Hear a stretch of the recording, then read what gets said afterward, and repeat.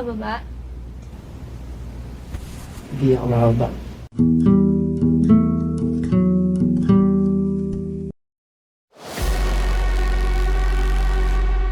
Si Kath, isang magandang babae, ay nagtatrabaho bilang elevator operator sa isang tanyag na hotel. Pagdating sa destinasyon, may isang lalaking naiwan. Tinanong siya ni Kath kung saan siya bababa. Pero hinawakan nito ang scarf niya at sinimulang tikman ang pepperoni ni Kath. Kasunod nito, ilang lalaki pa ang gumawa ng kaparehong eksena at mapapasana all ka na lang talaga. Nanalo pa sa scatter ang huling customer kaya binalatuhan pa si Kath ng pera bago umalis. Nang dumating ang gabi, nilapitan siya ng kanilang manager na si Mark at ipinakilala si Maris bilang kapalitan sa kanyang shift. Bago siya umalis, sinabi ni Mark na may problema ang mga CCTV dahil madalas itong masira. Habang nag-uusap silang dalawa, sinabi ni Kath kay Maris na siya ay 18 taong gulang at nasa senior high school. Pagkatapos nito, tinuruan niya si Maris ng mga dapat gawin sa trabaho. Kinabukasan, sumakay sa elevator si Jay. Napangiti si Kath dahil gwapo ito. Pagbaba ni Jay, nahulog ang 500 piso mula sa bulsa niya. Pinulot iyon ni Kath at iniabot, pero sinabi ni Jay na sa kanya na lang iyon.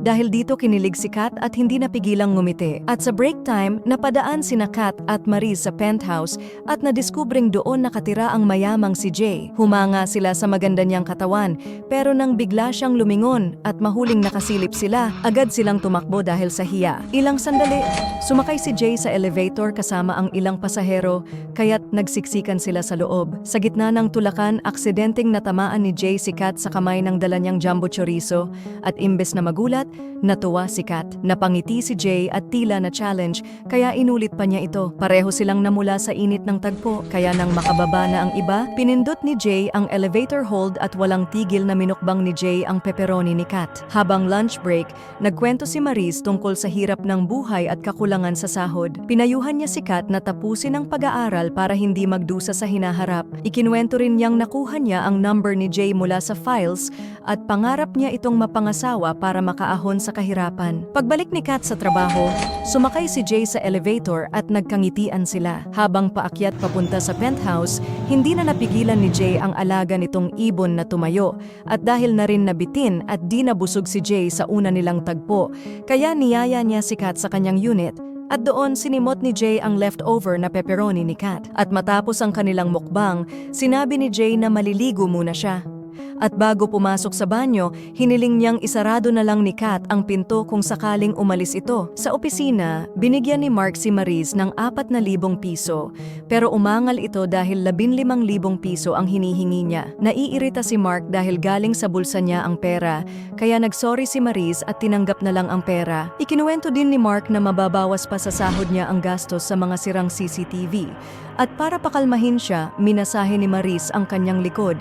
At pagkatapos ay nauwi sa sagupaan ng dalawa. Di nagtagal tinulungan ni Kath ang babaeng naka-wheelchair na nagpakilalang si Mimi, biktima ng car accident. Pagdating sa ground floor, dumating si Jay at ipinakilala siya ni Mimi bilang asawa niya. Naiwan si Kath na nagseselos at dismayado. Pagbalik sa opisina, nadatnan niya sina Mark at Maris na may ginagawang kababalaghan. At sinabi ni Mark na huwag na lang magsalita, kaya tinukso na lang ni Kath si Maris. Depensa ni Maris, ginagamit niya ang pera ni Mark sa panggastos.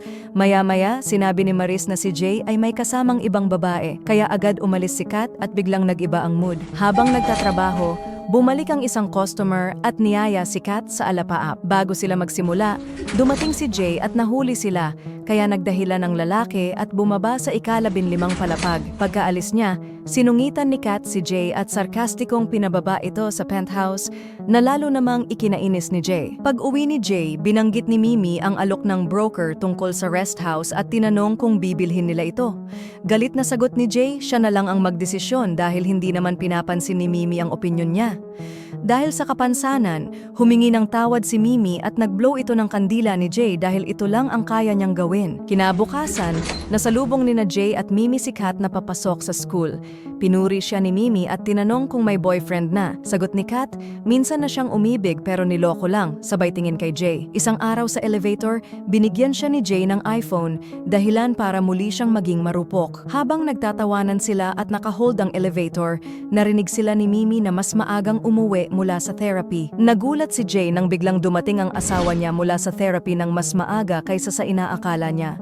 Nagpalusot ang dalawa na nagtatawanan lang sila dahil inakala nilang masisira ang elevator, kaya naman nakahinga ng ginhawa si Mimi. Pag-uwi, nagpumilit si Mimi na pasayahin si Jay, pero agad siyang nanghina dahil sumakit muli ang kanyang mga paa. Dahil dito, nadismaya si Jay at iniwan siyang malungkot. Habang naliligo si Jay, binasa ni Mimi ang text mula sa nagngangalang Jack na gustong makipagkita.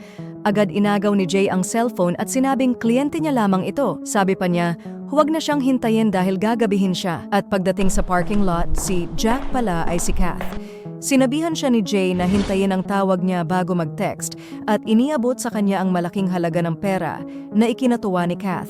Pag-uwi, nadaanan ni Kath si Mimi sa parke. Nagkwento si Mimi at doon siya nagre-relax para mapag-isa. Humingi siya ng tulong kay Kath para hanapin ang babae ni Jay kapalit ng pera. Tumanggi si Kath sa una pero pumayag din matapos ang pakiusap ni Mimi. Nang malaman ni Jay, gusto na niyang tapusin ang relasyon. Pero tumanggi si Kath at sinabing siya ang bahala para hindi sila mabuko. Habang kumakain, binanggit ni Maris na may chismis tungkol sa ibang babae ni Jay at tinanong si Kath, pero itinanggi niya. Buti na lang daw, sabi ni Maris, hindi siya natuloy sa pag-flirt kay Jay. Baka siya pa ang pinag-uusapan ngayon. Biglang dumating si Harold at nag-abiso ng elevator maintenance. Nag-volunteer si Maris na magpaskil ng notice pero iniwang naka-open ang phone niya. Sinamantala ito ni Kath at kinuhanan ng picture ang messages nila ni Jay, saka ipinadala kay Mimi. Kinabukasan, nagalit si Harold kay Maris dahil sa text message niya kay Jay. Itinanggi ni Maris at sinabing text lang yon. Inis na inis pa rin si Harold at gustong tanggalin siya, pero dumating si Mimi at pinigilang gawin ito. At habang out of service ang elevator, si Jay ay abalang minumukbang ang pepperoni ni Kath. At pagkatapos, inamin ni Kath na siya ang nagpadala ng messages ni na Jay at Maris kay Mimi para palabasing si Maris ang babae ni Jay. Ngunit sabi ni Jay, okay lang dahil siya na ang may control sa relasyon nila mula nang mabaldado si Mimi. Nangako siyang bibilhan ng kondo si Kath, kaya pumayag itong sundin ang lahat ng gusto niya. Pagbukas ng elevator, nagulat si na Jay at Kath sa mga taong nakatutok sa kanila. Ipinahuli ni Mimi si Jay at laking gulat nito nang biglang tumayo si Mimi.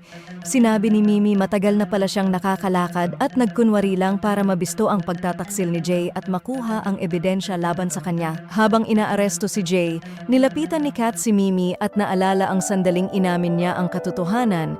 Isang flashback ang ipinakita na siya ang babae ni Jay. Sa huling tagpo sa rooftop, taus-pusong nagpasalamat si Mimi kay Kath. At bilang kapalit ng tulong sa pagpapaaresto kay Jay, binigyan niya ito ng pera para ipagpatuloy ang kanyang pag-aaral. At bilang tuluyang pagputol sa nakaraan, ibinigay rin niya kay Kath ang kondo na dating para sa kanila ni Jay.